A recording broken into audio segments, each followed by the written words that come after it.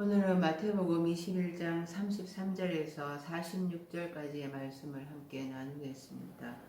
오늘은 포도원 비유입니다. 주인이 포도원을 만들어서 그 열매를 거두려고 하니까 농부들이 종들을 죽이고 심지어는 아들까지 죽였다는 이야기입니다. 그런데 이런 이야기가 말이 되는 이야기입니까?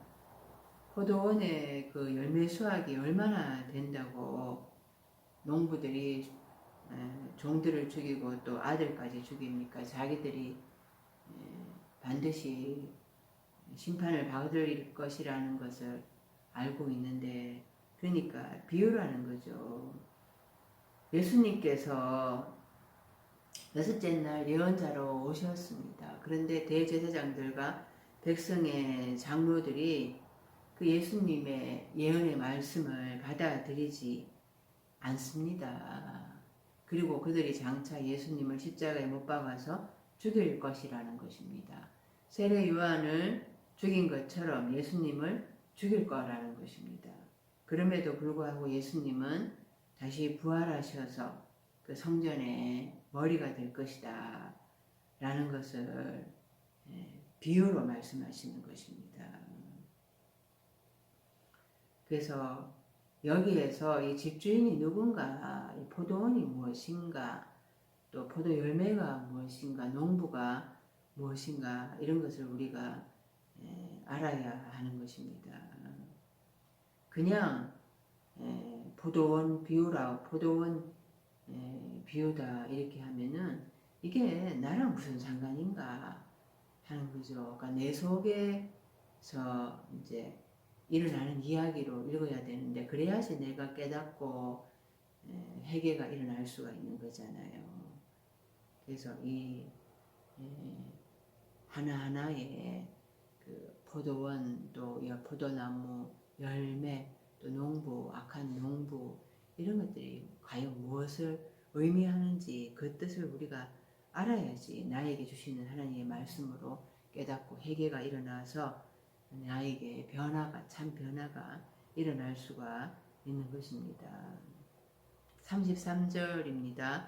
다시 한 비유를 들으라. 한 집 주인이 포도원을 만들어 산 울타리로 두르고 거기에 접자는 틀을 만들고 망대를 짓고 농부들에게 새로 주고 타국에 떠났더니, 이 비유가 파라볼레인데요. 파라라는 전치사 곁에 또 발로 하면은 던지다라는 단어입니다.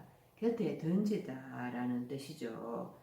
옆에 던지듯이 이렇게 말을 하면은 그것을 깨달으라는 것입니다. 그래서 이 비유가 어떤 것을 빗대어서 이야기하는 것인데, 그 비유 자체가 핵심적인 메시지를 품고 있다라는 것입니다. 45절, 46절 보면은 대제사장들과 바리새인들이 예수님의 비유를 듣고 자기들을 가리켜서 말씀하시는 것을 압니다. 이 비유는 비교적 이해하기가 쉬웠던 것 같아요. 그래서 그들은 예수를 잡고자 하지만 사람들을 무서워해서 잡지를 못합니다. 사실 비유는 어렵습니다. 마태복음 13장에 소위 천국 비유라고 하잖아요. 하늘 삶의 나라의 비유인데요. 그 씨 뿌리는 비유가 나옵니다. 농사 짓는 이야기가 아니죠. 그 제자들이 예수님께 이 씨 뿌리는 비유를 우리에게 설명해 주세요 라고 요청을 했습니다. 실생활에 있는 이야기이지만은 그것이 담고 있는 뜻을 깨닫기는 참 쉽지가 않습니다. 그래서 이 비유라는 말씀이 그 품고 있는 뜻이 이해하기가 사실은 쉽지가 않다라는 거죠. 오늘 이야기는 이제 사람들이 비교적 깨닫기가 쉬웠던 것 같아요. 근데 성경의 모든 말씀은 다 비유입니다. 이 비유를 들으라 했을 때 그 말씀만 비유가 아니라 성경의 모든 말씀이 다 비유인 것이에요. 창세기 1장 1절에 태초에 하나님이 천지를 창조하시니라 이렇게 말씀하시잖아요. 그런데 이 천지, 하늘과 땅을 만드셨는데, 그래서 우주 창조라고 우리는 생각을 합니다. 첫째 날에 빛을 만들고 또 빛과 어둠을 나누었다 이렇게 이제 생각을 하죠. 그래서 창조 6일 동안 우주에 있는 것들을 하나씩 하나씩 만드시고 하나님이 보시기에 좋았더라 하시면서 제7일 때 안식하셨다고 하는데요. 그것이 바깥에 물리적인 하늘과 땅을 만들고 빛을 만들고 뭐 또 땅을 만들고 바다를 만들고 공중의 새 하늘에 또 해달별을 만들고 이런 이야기를 하는 것이 아니라는 거예요. 그것이 다 비유이고 이야기하고자 하는 것은 진짜 말씀하시고자 하시는 것은 내 속에 하나하나의 속성들을 이야기하는 것입니다. 그래서 그것을 창세기 1장 1절에 하늘과 땅을 내 안에 하늘과 땅을 만들으셨다라는 것을 깨달아야 되는데 거기에서부터 깨닫지를 못하니까 다 성경이 그냥 표면적으로만 읽고 나에게 주신 하나님의 말씀이라는 것이 와닿지가 않는 거죠. 성경은 모든 메시지가 다 비유로 기록되어 있다는 것을 알아야 합니다. 이 포도원을 만들었다 했는데 포도원이 암펠론입니다. 암펠론. 이 구약의 포도원이 나와 있습니다. 이사야서 5장 7절에 만군의 여호와의 포도원은 이스라엘 족속이요 그의 기뻐하시는 나무는 유다 사람이라 그들에게 정의를 바라셨더니 도리어 포악이요 그들에게 공의를 바라셨더니 도리어 부르짖음이었더라. 여호와의 포도원은 이스라엘 족속이다라고 말씀합니다. 사람을 포도원에 비유한 것이죠. 빗댄 것입니다. 그가 기뻐하시는 나무는 유다 사람이라. 포도나무를 또 유다 족속에 비유했습니다. 사람을 포도나무에 비유를 한 것입니다. 그래서 하나님의 그 중요한 것은 바로 사람이죠. 하나님의 백성이 그에게 중요한 것입니다. 그래서 이 하나님의 사람에게 정의를 바라셨는데 도리어 그들이 포악을 행하고 공의를 바라셨는데 도리어 부르짖음이 있었다. 포악 때문에 부르짖음이 있었다. 이렇게 비유를 하는 것입니다. 이사야서 5장 2절에도 보면은 땅을 파서 돌을 제하고 극상품 포도나무를 심었도다. 그 중에 망대를 세웠고 그 안에 술터를 팠도다. 좋은 포도 맺기를 바랐더니 들포도를 맺었도다 말씀합니다. 극상품 포도나무, 아까 나무가 유다 사람이라고 그랬잖아요. 좋은 그 극상품 포도나무를 심어서 좋은 포도를 맺기를 바랐는데 들포도를 맺었다라고 합니다. 그래서 하나님이 그 유다 족속이 좋은 포도 열매가 되기를 원했는데 좋은 포도나무가 되고 좋은 포도 열매를 맺기를 원했는데 들포도가 맺혔다라는 거예요. 그래서 사람에 대해서 이야기하는 것입니다. 이 포도원 비유를 들어서 하나님의 그 백성, 이스라엘 백성, 또 유다 사람에 대해서 그들이 좋은 나무가 되고 좋은 포도 열매가 맺혀지기를 원해서 하나님이 포도원을 만들었다. 이렇게 비유로 말씀하시는 거죠. 34절입니다. 열매 거둘 때가 가까움에 그 열매를 받으려고 자기 종들을 농부들에게 보내니 35절 농부들이 종들을 잡아 하나는 심히 때리고 하나는 죽이고 하나는 돌로 쳤거늘 36절 다시 다른 종들을 처음보다 많이 보내니 그들에게도 그렇게 하였는지라.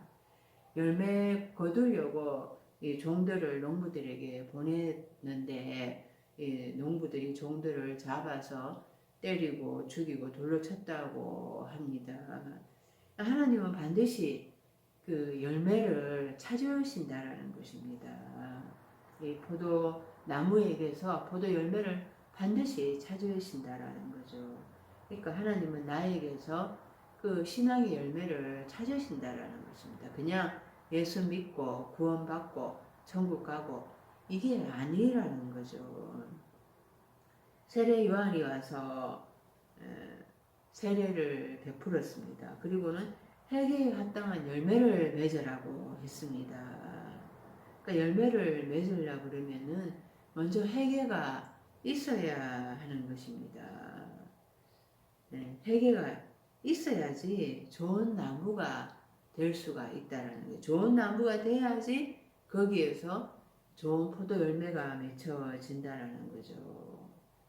그래서 마태복음 7장 16절에 그들의 열매로 그들을 알지니 가시나무에서 포도를 또는 엉겅퀴에서 무화과를 따겠느냐.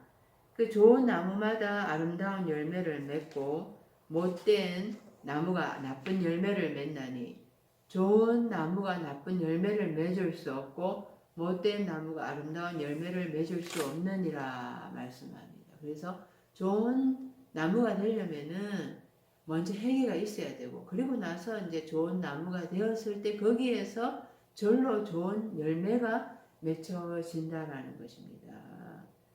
아무리 좋은 열매를 맺으려고 해도 나무가 좋지 않으면은 거기에는 좋은 열매가 맺혀질 수가 없다라는 것입니다.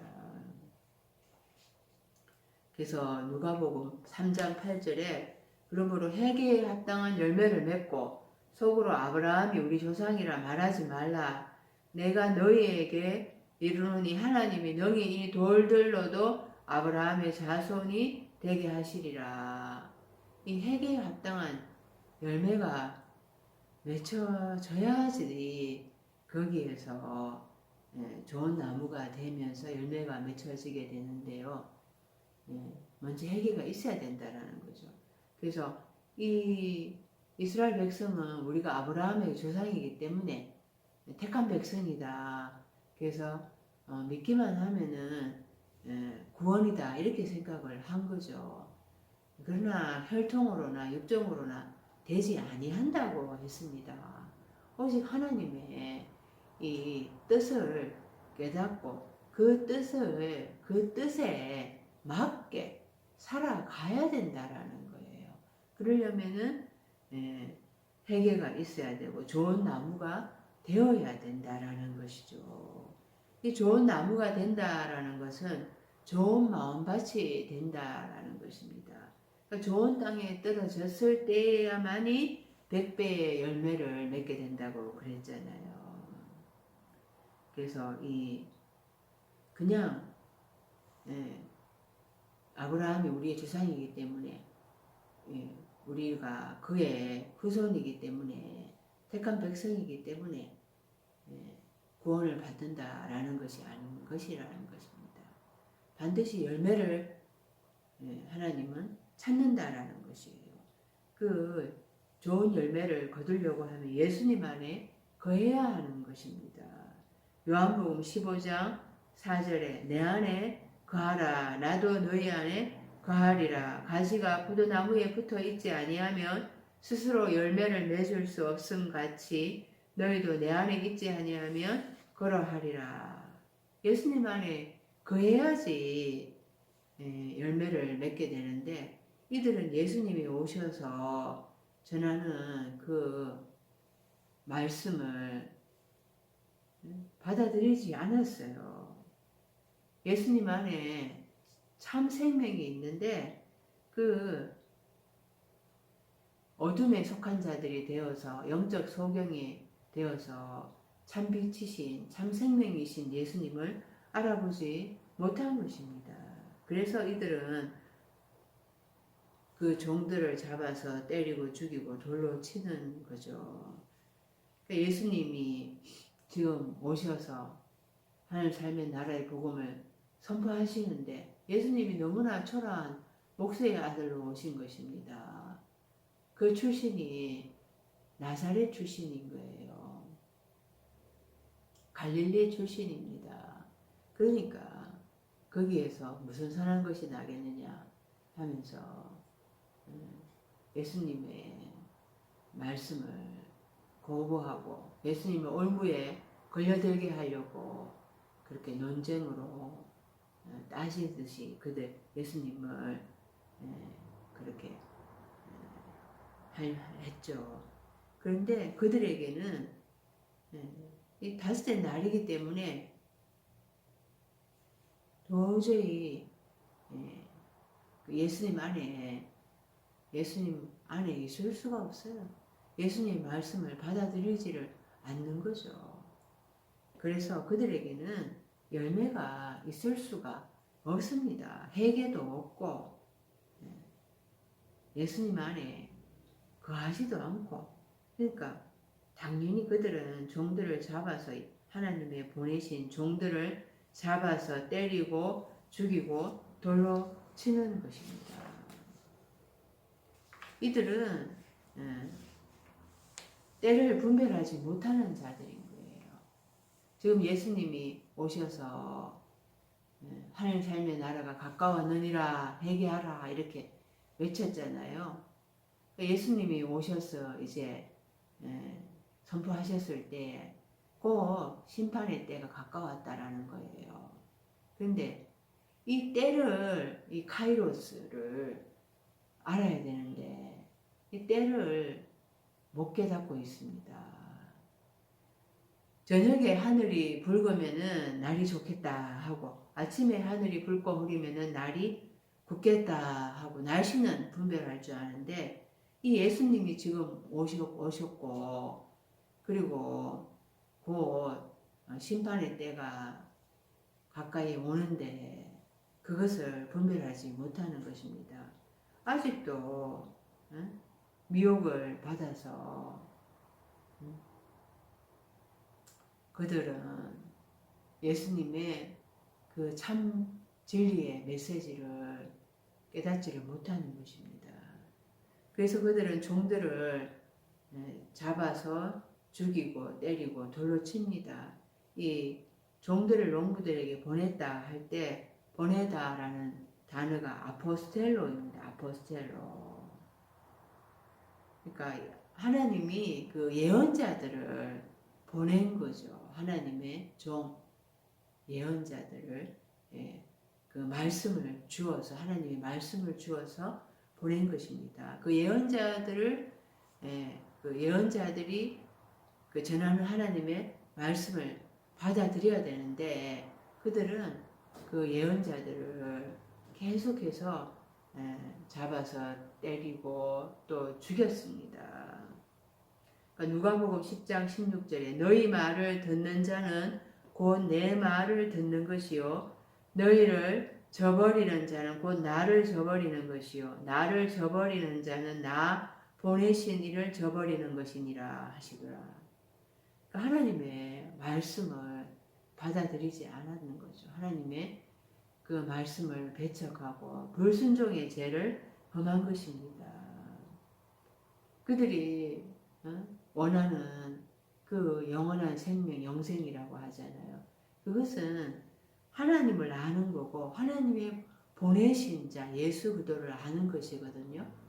그런데 그 하나님의 보내신 예언자들을 죽였고 또 지금 예수님을 거부하고 예수님을 죽일 것입니다. 그러니까 아포스텔로 하나님이 파견한 종들, 예언자들을 죽였다라는 거예요. 지금도 예수님이 오셔서 누가복음 13장 34절 예루살렘아 예루살렘아 선지자들을 죽이고 네게 파송된 자들을 돌로 치는 자여 안탉이 지 새끼를 날개 아래에 모음같이 내가 너희의 자녀를 모으려 하니리 몇 번이나 그러나 너희가 원하지 아니하였도다. 그 예루살렘아 예루살렘아 그 평화의 가르침을 의미하는 이 단어이거든요. 예루살렘이라는 단어가. 그런데 거기에서 하나님의 보내심을 받은 예언자들을 죽이고 하나님의 파송된 자들을 돌로 치고 그 계속 그런 일이 일어났었다라는 것입니다. 과거 이스라엘의 조상들이 그 하나님의 예언자들을 배척을 한 거죠. 그런데 이게 과거 이스라엘의 역사라고만 생각을 해서는 안 된다라는 거예요. 내 안에서 일어나는 일이라는 것입니다. 내가 하나님의 그 보내신 예언자들을 내가 계속해서 거부하고 있다라는 것입니다. 대제사장들, 서기관들, 그들이 지금 악한 농부잖아요. 하나님의 보낸 종들을 잡아서 죽이고 돌로 쳤잖아요. 그러니까 그러한 삶이 내 안에서 있었다라는 거예요. 내가 그 악한 농부의 삶이 내 안에 있다라는 것을 못 깨닫고 있으니까 내게 열매 맺는 삶이 일어나지를 않죠. 내 안에서 계속해서 그 예수님이 예루살렘아 예루살렘아 암탉이 지 새끼를 날개 아래에 모음같이 내가 너희의 자녀를 모으려 한 일이 몇 번이냐. 그렇게 암탉이 새끼를 날개 아래 모음같이 모으려고 하는데 너희가 듣지 않는다라는 거예요. 내가 듣지 않고 있다라는 것입니다. 이 농부가 헬라어로 게오르고스인데요. 게라는 땅이라는 단어와 에르고 하면은 일하다라는 단어가 동사가 합성된 것입니다. 그 땅을 경작하는 자라는 거죠. 그러니까 이 농부가 땅을 경작을 해야 되는데 제대로 땅을 경작하지 않고 있다는 마음밭을 경작하지 않고 있다라는 것입니다. 그 마태복음 13장에 씨 뿌리는 비유가 있잖아요. 그 길가밭이 있고 돌짝밭이 있고 또 가시떨기 밭이 있습니다. 그 내 안에 길가밭이 있고 돌짝밭이 있고 가시떨기 밭이 있다라는 거예요. 길가밭은 사단에게 말씀을 빼앗기는 거죠. 돌짝밭은 환란이 일어나면은 말씀의 뿌리가 약해서 또 넘어지고 있다라는 거고요. 가시떨기는 세상의 안목에 또 정욕에 이생의 자랑에 그렇게 말씀이 막혀서 결실치 못하는 거잖아요. 그런 마음밭이 내 안에 있다라는 거죠. 그래서 농부가 하늘로부터 그 주시는 하나님의 말씀을 기다려서 인내하면서 그 말씀을 가지고 자기 마음밭에 말씀의 씨를 뿌려서 길가인 마음밭을 경작하고 또 돌짝인 마음밭을 경작하고 가시떨기 마음밭을 경작해야 된다라는 거예요. 좋은 땅이 될 때까지 계속 경작을 해야 된다라는 거예요. 근데 이 좋은 땅이 되었을 때에도 그 말씀에 머무르면서 인내하면서 그 열매를 맺을 때까지 그렇게 오랜 시간 마음밭을 경작을 해야 한다라는 거거든요. 그런데 이 농부들이 자기 마음밭을 경작을 하고 있지 않습니다. 예수님 참 목자가 왔는데 참 목자를 못 알아보고 있습니다. 참 목자를 오히려 거부하고 있습니다. 오히려 거짓 목자들의 말씀을 받고 또 자기들이 또 거짓 목자이고 그래서 포도원을 해치고 있는 자들인 거예요. 예레미야 12장 10절에 많은 목자가 내 포도원을 헐며 내 몫을 짓밟아서 내가 기뻐하는 땅을 황무지로 만들었도다. 이들이 거짓 목자라는 거예요.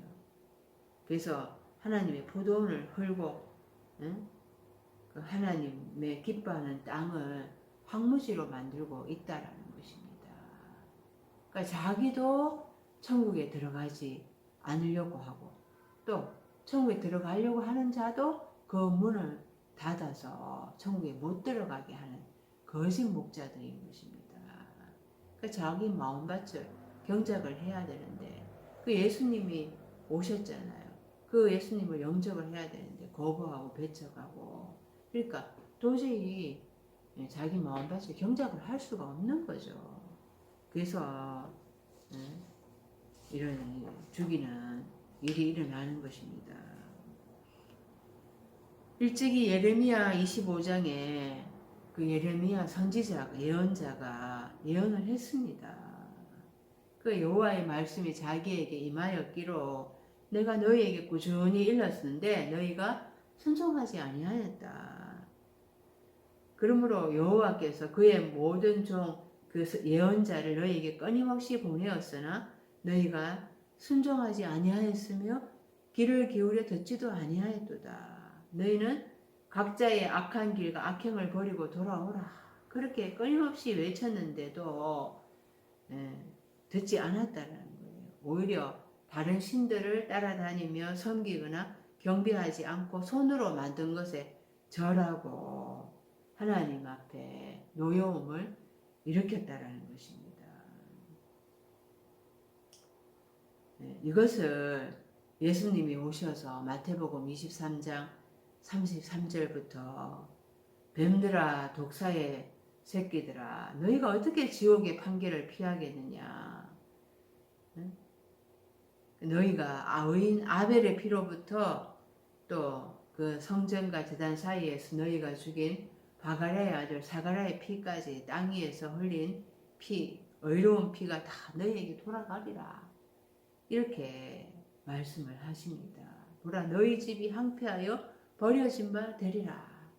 이렇게 바리새인들과 대제사장들을 향하여서 호되게 책망을 하시죠. 뱀들아 독사의 새끼들아 너희가 어떻게 지옥의 판결을 피하겠느냐. 이렇게 호되게 예수님이 책망을 하셨습니다. 이것은 예레미야 그 예언자의 말씀을 해설을 해 주신 거죠. 그래서 이 아벨의 피로부터 바가랴의 아들 사가랴의 피까지 땅에서 흘렸다. 그러니까 이게 유대인들만의 이야기인가? 유대인의 이야기로 들으면은 나하고는 아무 상관이 없잖아요. 내 안에서 아벨을 내가 죽였고 또 사가랴를 내가 또 죽였고 이것을 내가 알아야 되는 것입니다. 내 속에서 하나님이 예언자들을 계속 보내시면서 하나님의 그 뜻을 외치게 하셨어요. 돌아오라. 너희가 다른 신들을 따라가면서 그들을 섬기고 또 손으로 만든 것에 절하고 나의 노를 일으키는 것에서 돌아오라. 그렇게 예언자들을 통해서 하나님은 선포하셨던 거죠. 그런데 그런 것들을 내가 다 묵살한 거예요. 무시한 거예요. 그러니까 하나님은 이 피를 반드시 찾겠다고 말씀을 하셨거든요.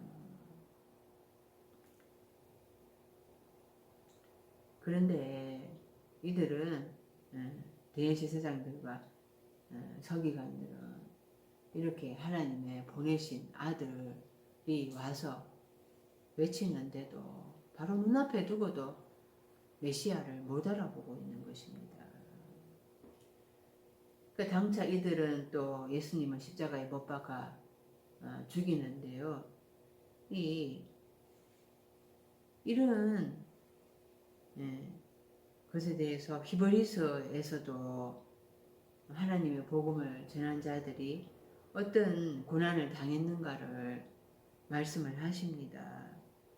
히브리서 11장 36절 또 어떤 이들은 조롱과 채찍질뿐 아니라 결박과 옥에 갇히는 시험도 받았으며 돌로 치는 것과 톱으로 켜는 것과 시험과 칼로 죽임을 당하고 양과 염소의 가죽을 입고 유리하여서 궁핍과 환난과 학대를 받았으니 우리도 참 하나님의 그 나라의 복음, 하늘 삶의 나라의 복음을 전하면은 이런 일이 이런 고난을 받게 된다라는 것을 말씀을 하고 있습니다. 그러니까 오늘날 복음을 전하면은 그다지 뭐 그렇게 고난 받을 일이 없잖아요. 그러니까 그게 오늘날에 이런 고난 받는 일이 성경에 기록되어 있는데, 그러니까 오늘 나하고는 무슨 상관이 있는가? 내가 예수님처럼 하늘 삶의 나라의 복음을 전하면은 나에게도 이런 예수님과 같은 고난이 나에게도 닥칠 거라는 거예요. 그것을 이제 37절부터 보겠습니다. 37절 후에 자기 아들을 보내며 이르되 그들이 내 아들은 존대하리라 하였더니 38절 농부들이 그 아들을 보고 서로 말하되 이는 상속자니 자 죽이고 그의 유산을 차지하자 하고 39절 이에 잡아 포도원 밖에 내쫓아 죽였느니라. 그러니까 아들을 보내면서 내 아들은 의식하겠지, 내 아들의 말은 듣겠지 했지만은 농부들은 상속자가 왔다, 그를 죽이면 그의 유산이 우리 것이 될 것이다 하면서 아들을 잡아 죽였다라는 거예요. 그러니까 예수님이 자신이 하나님의 아들로서 왔는데 자신을 죽일 거라는 것을 말씀을 하십니다. 그러니까 아들의 말도 무시를 하고 그를 아들까지도 십자가에 못 박아 죽일 거라는 것을 그 예수님이 자신의 죽음에 대해서 말씀을 하십니다. 이 아들은 마지막 예언자잖아요. 그 하나님은 그 아들을 통해서 하나님의 뜻을 말씀하시고자 하셨죠. 그런데 이 아들의 전하는 말씀을 오히려 이들은 대제사장들, 장로들, 유대인들은 다 거부를 합니다. 왜냐하면은 예수님은 너무나 초라한 사람의 아들로 태어나셔서 그렇게 뭐 조직을 갖출 것도 아니잖아요. 그러니까 초라한 자를 외면하는 것입니다. 그 하나님의 아들로서 온 자, 그분의 말씀을 받아들이고 그 앞에서 회개하기는커녕 그를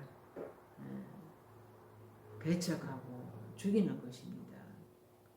그게 야고보서 2장 5절에 내 사랑하는 형제들아 들을지어다 하나님이 세상에서 가난한 자를 택하사 믿음에 부요하게 하시고 또 자기를 사랑하는 자들에게 약속하신 나라를 상속으로 받게 하지 아니하셨느냐.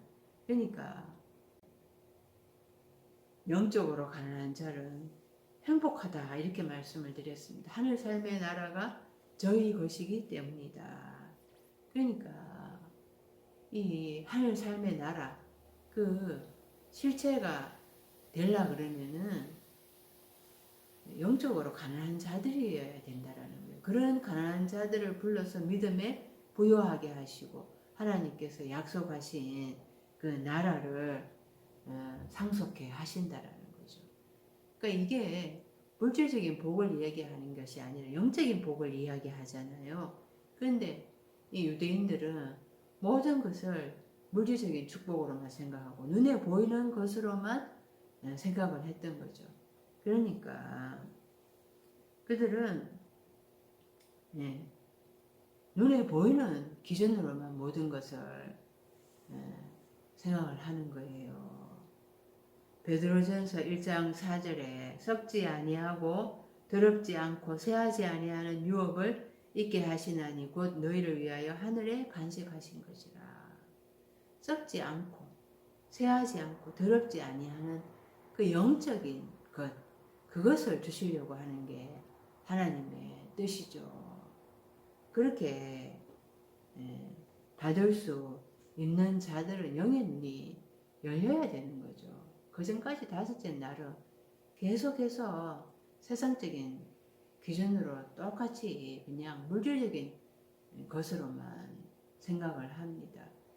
그래서 물질적인 축복을 받는 게 신앙 생활이다 라고 생각을 하는 거죠. 그러니까 예수님은 너무나 보잘것없는 메시아이니까 그를 죽인 것입니다. 그러니까 이 지금도 예수님처럼 이런 말씀을 영적인 메시지를 전하면은 예수님과 똑같이 고난받게 된다라는 거예요. 이것을 지금 비유로 통해서 깨달으라는 거예요. 다섯째 날 가서 복음을 전하는 게 이렇게 쉽지 않다라는 것입니다. 그래서 로마서 8장 17절에 자녀이면 또한 상속자 곧 하나님의 상속자요 그리스도와 함께한 상속자니 우리가 그와 함께 영광을 받기 위하여 고난도 함께 받아야 할 것이니라. 영광을 받기 위하여 하니까 뭐 대단히 좋은 그냥 막 큰 막 그 영광 사람들이 우러러 보는 그런 것을 얻게 된다고 생각을 하잖아요. 근데 영광은 히브리어에서 카보드 무겁다라는 뜻입니다. 무거운 죽임이라는 거예요. 그러니까 무거운 짐을 감당하려 그러면은 거기에는 반드시 고난이 함께 따라야 한다라는 거죠. 그래서 다섯째 날에 가서 복음을 전하면서 설득하고 한다라는 것이 무거운 중임이고 거기에는 반드시 고난이 함께 한다라는 것입니다. 예수님이 하나님의 상속자잖아요. 하나님의 상속자인데 그 영적인 그 메시지를 받은 그 하나님의 아들이잖아요. 하나님의 아들. 예수님은 자신을 가리켜서 인자라고 하셨어요. 인자. 예수님이 죽고 부활한 자이라는 뜻이거든요. 그래서 죽고 살아난 자라는 뜻인 거예요. 인자. 그래서 마찬가지로 우리도 예수님과 함께 십자가에서 죽고 부활하면은 인자가 되어서 복음을 전하면은 이런 고난을 받게 된다라는 거죠. 그게 영적인 복이라는 거예요. 의를 위하여서 고난을 받은 자는 하늘 삶의 나라가 저의 것이다. 이렇게 말씀을 하셨잖아요. 그래서 사도들은 이런 고난 받는 것까지도 기꺼이 감당하면서 기뻐하면서 복음을 전했던 거죠. 이런 뜻을 가지고 있는데 그러니까 나도 죽고 부활한 자 인자가 되어서 복음을 전하게 되면 이런 고난을 받게 되는데 그런 고난까지도 기뻐하면서 기꺼이 감당해 가면서 하나님의 복음을 전해야 한다는 거죠. 거기까지 간 자들이 바로 사도들인 것입니다. 일곱째 날에 들어간 자 사도들은 그런 고난을 받으면서도 기뻐하면서 찬양하면서 하늘 삶의 나라의 복음을 영적인 복음을 진짜 참 메시지를 전했다라는 것입니다. 40절 그러면 포도원 주인이 올 때에 그 농부들을 어떻게 하겠느냐 41절 그들이 말하되 그 악한 자들을 진멸하고 포도원은 제때에 열매를 바칠 만한 다른 농부들에게 새로 줄지니라. 이 농부들 하니까 복수로 되어 있습니다. 그런데 내 안에 있는 속성을 농부라고 비유했다고 말씀을 드렸습니다. 농부는 땅 마음밭을 경작하는 자들이라고 말씀을 했잖아요. 그래서 이 악한 자들을 진멸하고 이 악한 농부들을 진멸해라 이렇게 하니까 나랑 상관이 없다라고 하는 거예요. 그러니까 내 안에 악한 삶이 있다라는 거예요. 신약에서 복수는 삶으로 번역을 해서 내 안에 있는 속성을 이야기하는구나 라고 생각을 해야 합니다. 이 악하다라는 단어가 이 카코스인데요. 이 마가복음 7장 21절에 속에서 곧 사람의 마음에서 나오는 것은 악한 생각 곧 엄난과 도둑질과 살인과 이 악한 생각할 때 이게 이제 내 안에 있는 이게 악한 삶인 거예요. 그래서 이런 내 안에 있는 악한 생각을 깨달으라고 이 비유를 말씀하신 것입니다. 바울은 다메섹 도상에서 예수님 만나고 자기 안에 이 악한 것들이 함께 있다라는 것을 깨달은 거죠. 그래서 로마서 7장 19절에 내가 원하는 바 선은 행하지 아니하고 도리어 원하지 아니하는 바 악을 행하는도다. 오라 나는 공고한 자로다. 이 사망의 늪에서 누가 나를 건져내랴. 그러므로 내가 한 법을 깨달았노니 그 선을 행하기 원하는 나에게 악이 함께 있는 것이로다 라고 고백을 했잖아요. 바울도 예수님 오시기까지는 자기가 다메섹 도상에서 빛으로 오신 예수님을 만나기 전까지는 도무지 깨달을 수가 없었던 거죠. 자기 안에 악한 것이 있다라는 것을. 그냥 잘 믿는다라고만 생각을 했죠. 그래서 예수 믿는 자들을 핍박을 했던 그런 자였던 거예요. 그런데 그 다메섹 도상에서 거꾸로졌을 때 예수님의 음성이 들려왔습니다. 사울아 사울아 네가 어찌 나를 핍박하느냐. 주여 되시니까 나는 네가 핍박한 예수다. 그러니까 내 안에 예수를 핍박하는 것이 바로 내 안에 있다라는 것입니다. 그러니까 내 안에 악이 있다라는 것을 알아야 되는 거예요. 그래서 이런 진멸한다 그러잖아요. 그 악한 자들을 진멸하고, 그러니까 하나님은 내 안에 이 악한 것들을 다 진멸하기를 원하시는 거예요. 이 악한 속성을 내 안에 있는 것들을 다 하나님의 말씀으로 불태우기를 원하시는 거죠.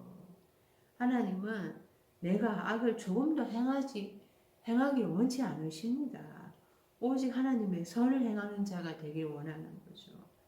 오직 하나님의 그 하나님과 동일한 말씀을 전하는 참 복음을 전하는 자가 되길 원하시는 거예요. 그런데 도무지 내 안에 이 악을 깨닫지를 못합니다. 내 안에 이 악을 깨닫는다라는 게 너무너무 쉽지가 않은 거예요. 영적으로 완전 어둠에 속해 있거든요. 다섯째 날이. 그래서 행위로만 신앙생활을 하고 있습니다. 자기 안에 있는 그 악한 것들을 깨닫는다라는 게 정말 예수님의 말씀이 뚫고 들어가야 되는데, 예수님의 말씀은 영적인 브레마의 말씀이잖아요. 근데 전부 다 그냥 로고스 문자적인 말씀으로만 전하고 있으니까 살인하지 말라, 가늠하지 말라, 도둑질하지 말라, 이게요 진짜 그 영적으로 해설을 해줘야 되는데, 내가 예수님의 말씀으로 해설을 제대로 하지 못하면은 다른 사람을 살인하고 있다라는 거거든요. 그 예수님의 말씀을 해설을 제대로 해주지 못하면은 도둑인 거예요. 도적인 거예요. 강도인 거예요. 그래서 내 안에 있는 이런 땅에 있는 육신적인 이런 것들을 다 죽여야지만이, 하나님의 그 진리의 말씀으로 불태워야지만이 내 안에 이 악한 것들이 진멸되어야지만이 내가 정말 죽고 난 다음에 그 다음에 부활하여서 인자가 되어서 예수님과 같은 그런 동일한 메시지를 전할 수가 있게 되고, 다른 사람을 영을 살리게 할 수 있는 그 내가 자가 되는 것입니다. 그런 자가 정말 살릴 수 있는 자가 되는 거죠. 그러니까 내 안에 음욕과 부정과 사욕과 악한 정욕과 탐심, 우상 숭배 이런 것들이 있는데, 그런 것들이 참 영적 소경이 돼서 잘 안 깨달아집니다. 그래서 이 진멸하고 하는 단어가 아폴림이거든요. 아폴림이. 계시록 18장 14절에 바벨로나 네 영혼이 탐하던 가히 네게서 떠났으며 맛있는 것들과 빛난 것들이 다 없어졌으니, 이게 없어졌으니 이게 아폴림이에요. 그 바벨론이 불태워졌다 불태워졌다. 이 바벨론이 큰 엄녀라고 했잖아요. 그 거짓 사상, 온갖 혼합 사상의 메시지로 그 영혼들을 죽이고 그 영혼들의 것을 빼앗아서 사치하는 큰 음녀가 지금의 다섯째 날의 후견인과 청지기들이라는 거죠. 그것들이 내 안에도 있고 그러니까 내가 내 안에 그런 메시지들, 거짓 목자의 메시지들, 어? 그러니까 기복을 전하는 메시지, 성공, 축복받는다, 이런 메시지를 전하는 거짓 목자들의 그런 메시지를 원하는 게 내 안에 있으니까 그들에게 지금 아멘 아멘 하면서 함께 동조하고 있잖아요. 그러니까 내 안에 이런 온갖 혼합사상에 물들어서 그런 거를 진짜 하나님의 메시지라고 믿고 있다면은 내 안에 바로 이런 것들이 불태워져야 한다는 거죠. 내 안에 이런 것들이 불태워져야지 진짜 메시지, 가짜 메시지가 분별이 될 것이 아닙니까?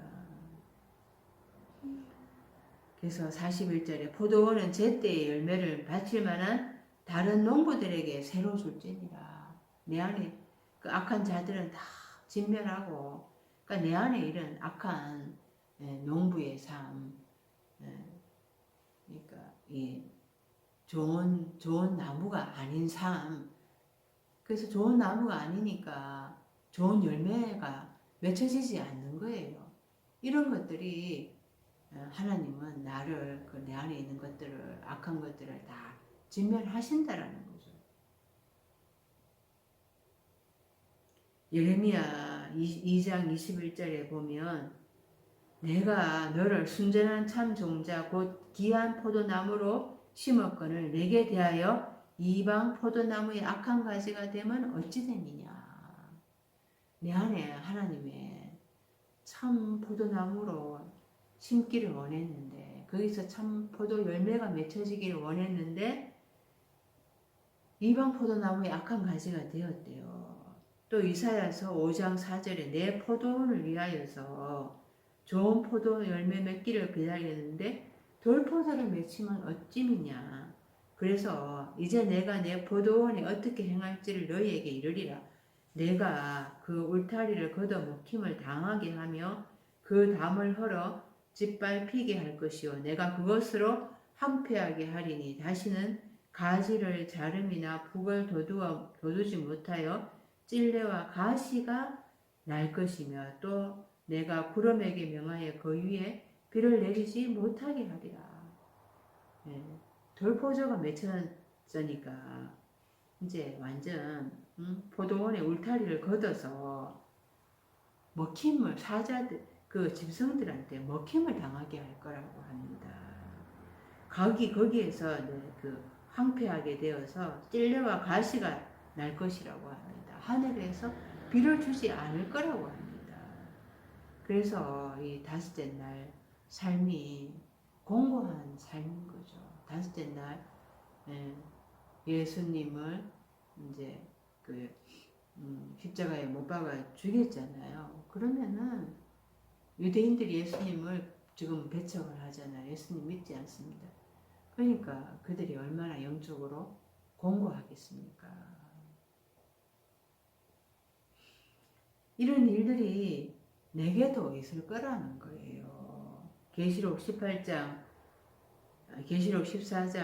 18절에 또 불을 다스리는 다른 천사가 제단으로부터 나와 예리한 낫 가진 자를 향하여 큰 음성으로 불러 이르되 네 예리한 낫을 휘둘러 땅의 포도송이를 거두라.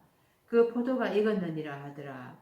천사가 낫을 땅에 휘둘러 땅의 포도를 거두어 하나님의 진노의 큰 포도주 틀에 던지매.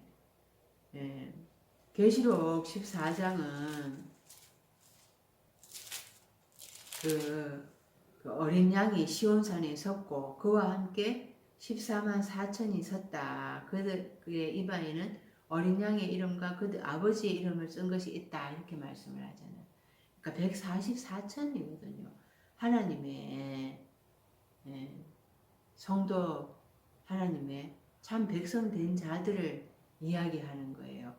근데 144천이 내가 그런 하나님의 신부가 되는 삶을 얘기하는 거거든요. 그러니까 나의 옛 본성이 묶여서 그렇게 하나님의 참 본성으로 바뀌어야 되는데 그런 자들만 그 이마에 그 예수 그리스도의 이름과 하나님 아버지 이름이 쓴 것이 있다라는 거죠. 이게 참 신부가 되었다라는 건데 그렇지 않은 자들을 하나님은 땅에 포도를 거두어서 하나님의 진노의 포도주털에 던진대요. 심판하시겠다라는 거죠. 강력한 심판의 메시지인 것입니다. 그래서 하나님은 이렇게 반드시 열매를 찾고 그 열매가 없는 자들을 심판을 하시겠다라는 거예요. 42절입니다. 예수께서 이르시되 너희가 성경에 건축자들의 버린 돌이 모퉁이의 머릿돌이 되었나니 이것은 주로 말미암아 된 것이요 우리 눈에 기이하도다 함을 읽어본 일이 없느냐. 이 말씀은 구약의 시편의 말씀을 인용한 것입니다. 시편 118편 22절에 건축자가 버린 돌이 집 모퉁이의 머릿돌이 되었나니 이는 여호와께서 행하신 것이요 우리 눈에 기이한 바로다. 또 이사야서 28장 16절에도 또 말씀이 있습니다. 그래서 이 건축자들이 버렸다 하니까요. 버리다라는 헬라어 단어가 아포도키마조입니다. 아포라는 전치사와 도키마조 하면 확정하다 이런 뜻이잖아요. 근데 이게 이제 아포도키마조 하면은 이제 거절하다라는 거죠. 거절하다. 그래서 예수님은 거절한 삶이 되어신 것이죠. 그래서 누가복음 9장 22절에 이르시되 인자가 많은 고난을 받고 장로들과 대제사장들과 서기관들에게 버림받아 이게 거절당한 바가 되어서 죽임을 당하고 제3일에 살아나야 하리라. 그러니까 자신의 그 죽음은 그러니까 사람들에게 거절당한 거라는 거예요.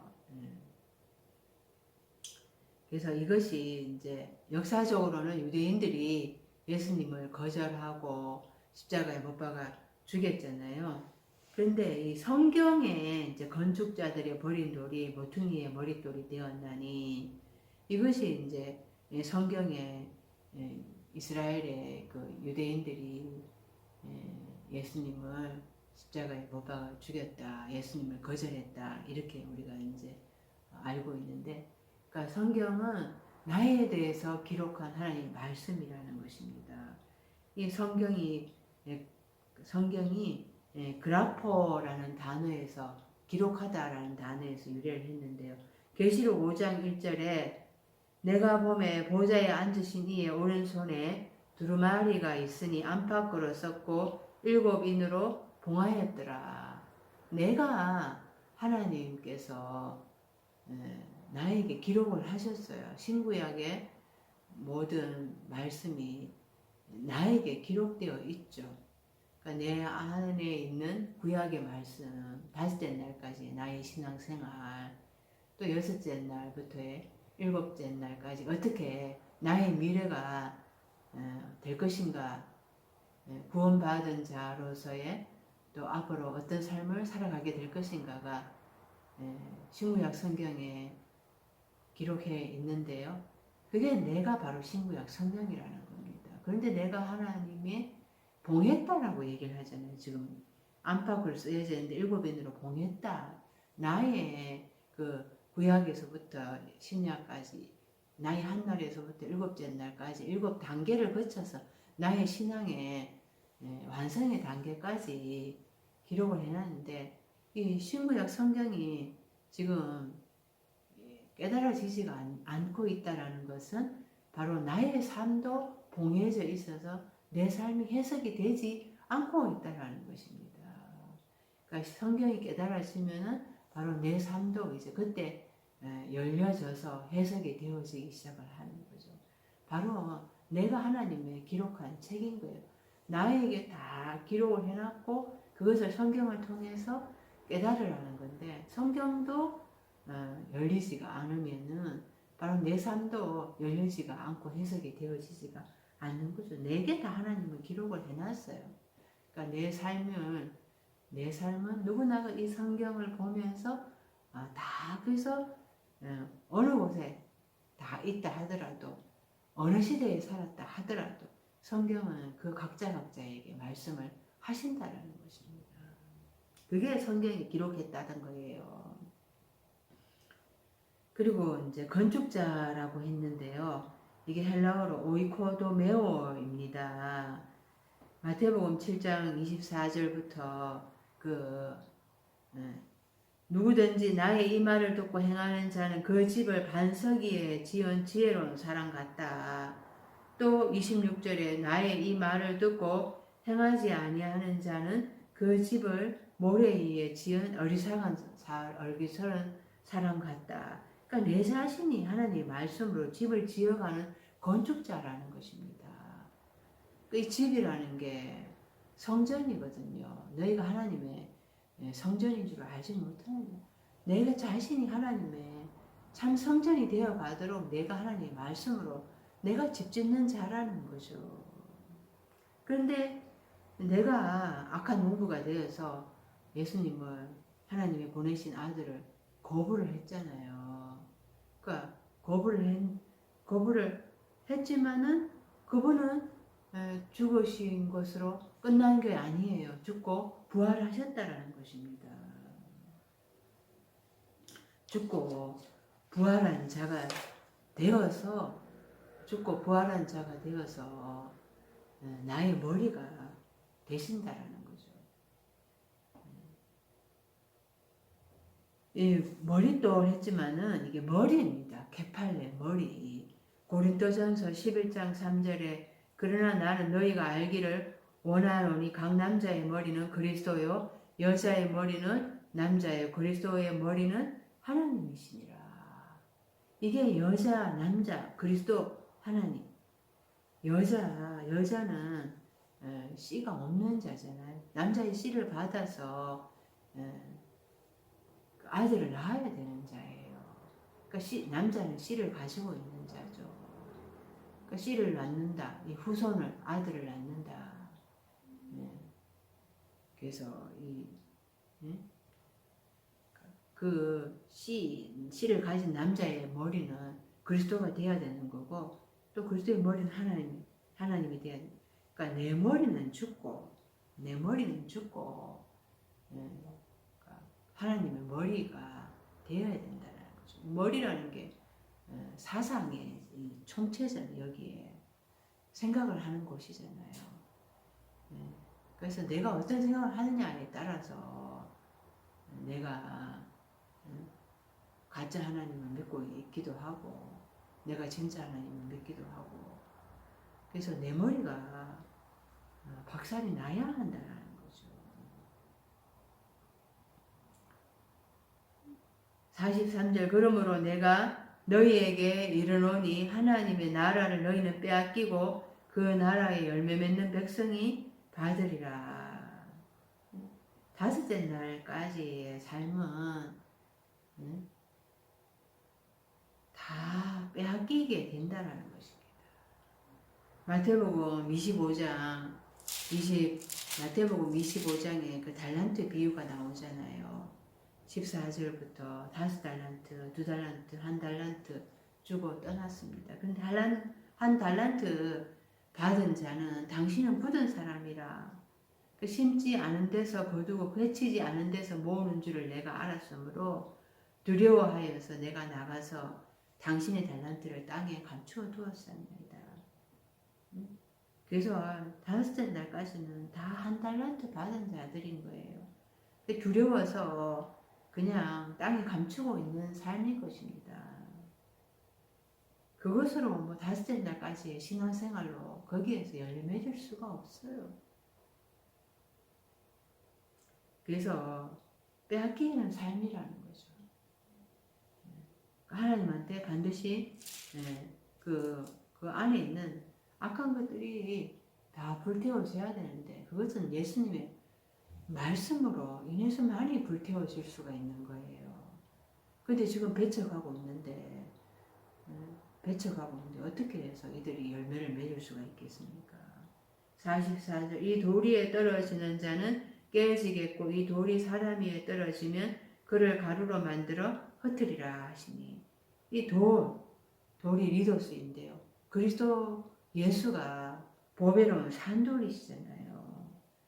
그 산돌에 접해서 그 넘어지는 자, 떨어진다고 했는데 이 돌에 접해서 넘어지는 자, 이 헬라어로 피토입니다. 그러니까 이 그리스도 예수의 말씀에 걸려 실족하는 자, 그 말씀이 예수님의 말씀이 걸림돌이 되어서 거기에 실족을 하는 자, 그들은 다 산산조각 나게 될 거라는 거죠. 말씀에 순종을 하면은 그 말씀에 열매를 맺게 되잖아요. 그런데 실족을 하게 되는 그 삶, 그 자는 하나님의 심판을 받게 된다라는 거예요.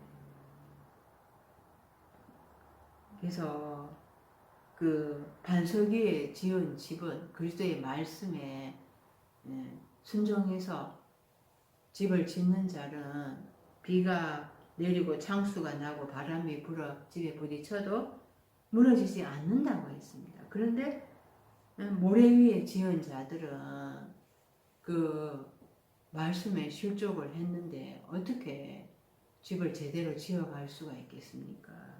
그러니까 집이 모래 위에 짓는 거죠. 신앙생활 잘했다고 하지만.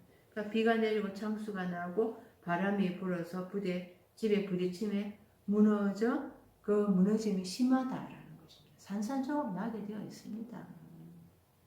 이것을 이사야서 8장 14절에 그러나 이스라엘의 두 집에는 걸림돌과 걸려 넘어지는 반석이 되실 것이며, 이스라엘의 두 집, 그 남유다와 북이스라엘에게는 걸림돌이 될 거라는 것을 미리 다 말씀하셨습니다. 다섯째 날까지는 예수님의 말씀이 그들에게는 올무와 함정이 되는 거예요. 거기에 다 걸려 넘어지게 됩니다.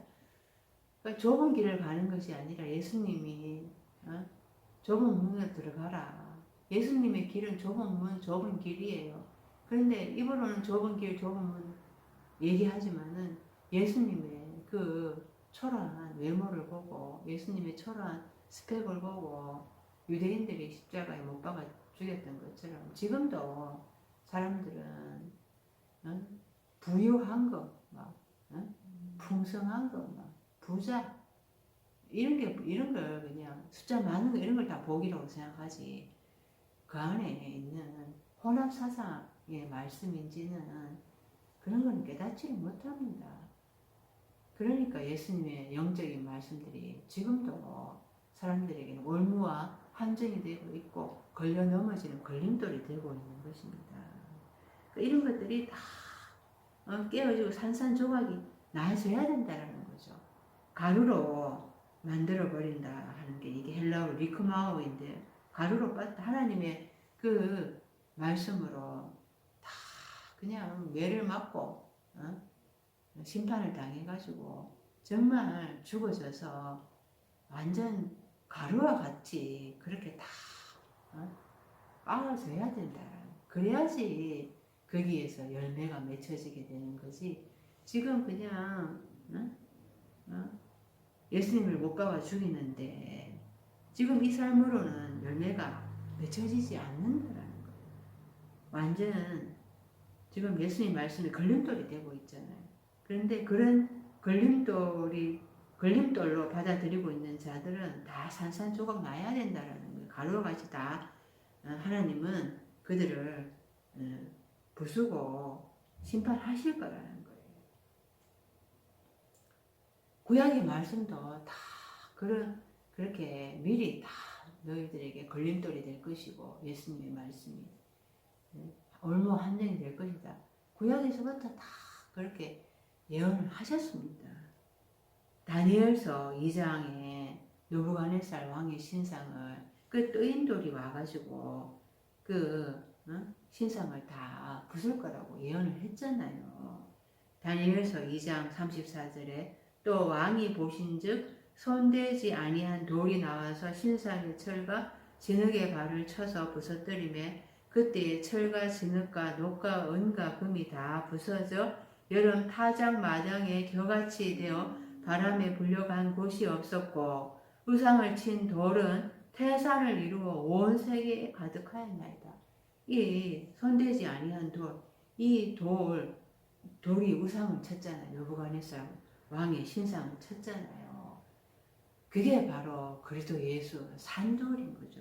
그 산돌이 그 우상을 철과 진흙과 녹과 은과 녹과 은과 그 우상으로 혼합 사상으로 섞여 있는 그 우상 그게 바로 나인 것입니다. 온갖 혼합 사상으로 내 안에 다 이 머리가 그냥 섞여 있는 거예요. 그래서 예수의 참 진리로 하나의 사상으로 통일되어 있는 게 아니라 내 안에 온갖 혼합 사상이 내 안에 나를 지배를 하고 있는 거예요. 그런 혼합 사상이 나를 통치하고 있는데 나에게서 내가 좋은 나무가 되어서 좋은 열매를 맺을 수가 있겠습니까? 그렇게 될 수가 없죠.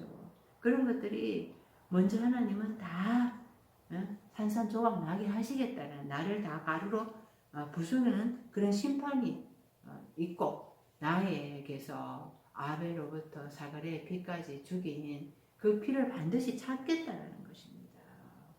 45절 대제사장들과 바리새인들이 예수의 비유를 듣고 자기들을 가리켜 말씀하심인 줄 알고 46절 잡고자 하나 무리를 무서워하니 이는 그들이 예수를 선지자로 알미었더라.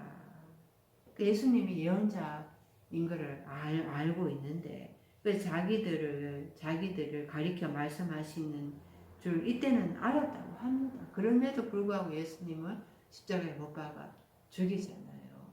이런 삶이 내 안에 있다라는 것을 알아야 되고 또 내가 죽고 부활하여서 인자가 되어서 나라의 복음을 전하면 나에게도 이런 고난이 닥칠 거라는 것을 이 말씀을 듣고 내가 깨달아야 됩니다. 그럼에도 불구하고 또 사도들과 같이 고난을 기꺼이 감당하고 기뻐하며 복음을 전하는 삶이 되어야 하겠습니다.